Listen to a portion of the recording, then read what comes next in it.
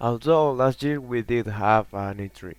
It was organized in a strange way and 100 companies joined in the event, most of which has nothing to show. Luckily, Microsoft and Nintendo made some great outstanding presentations. Then in September, Sony did an event that wasn't bad either, and the Game Awards started well, but this was an event that deflated every minute. And if I had to choose one of the aforementioned, I'd go with Xbox. Why?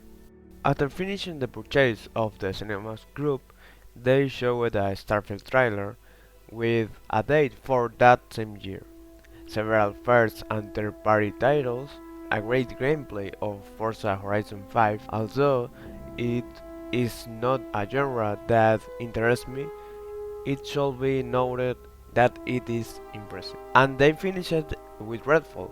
It was only CGI with a launch windows that few of us believed being one of the worst way to show a title.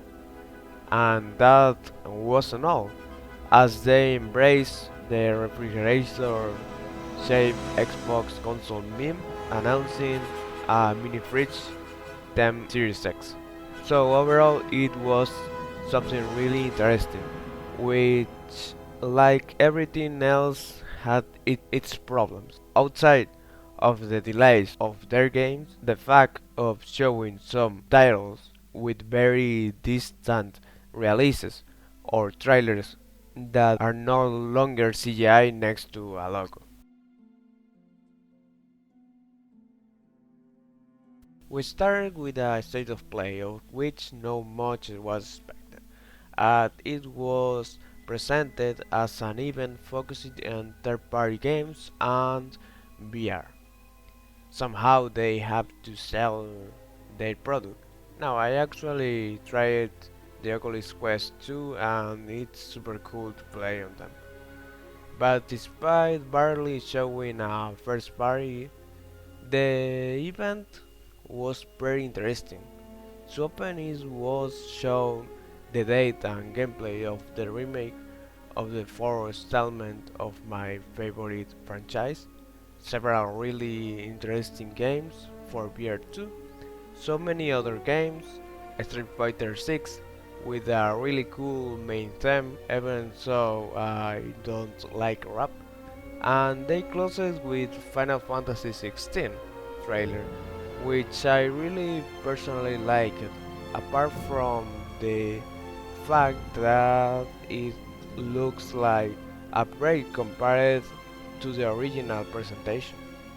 Overall, it was very good, but now comes another one of those events where they show a ton of game. Well, the truth was quite forgettable, and I must say that no games are not to blame. It's the rhythm, the way they are shown, or the fact of being the 3487th occasion in which we see it. Kicking off with an Street Fighter 6 character and called So cut right clear through.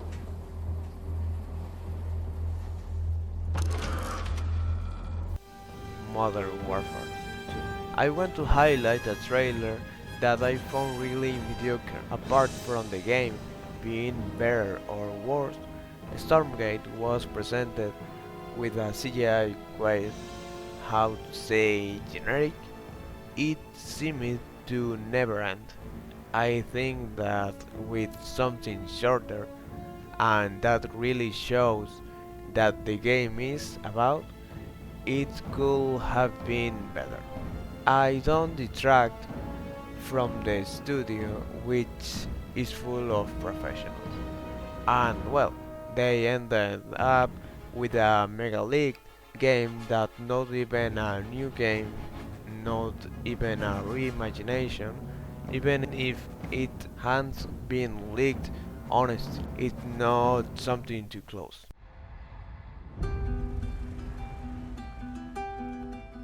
You know, I've never been this close. It's the outside. So is that everything you hoped for?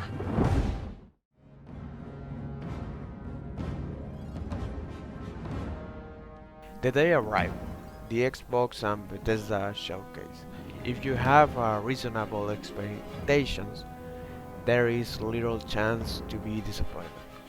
And it is true that I was expecting a medieval title, which was not, since I did not count that they made the event focused on the next 12 months.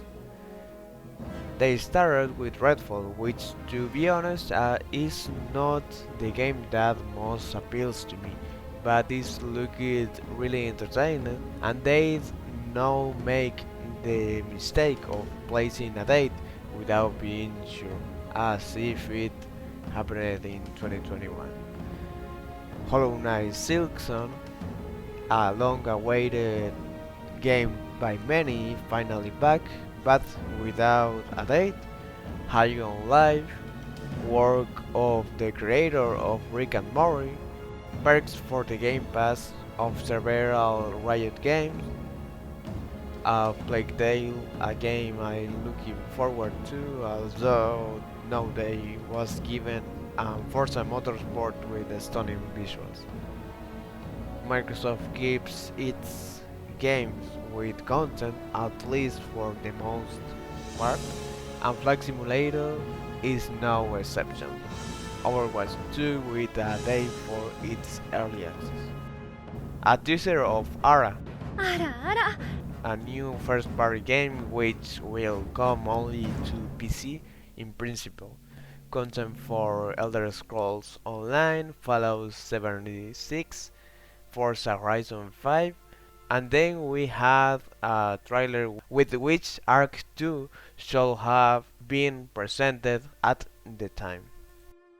Scorn, which calls me a lot, little action and quiet puzzles.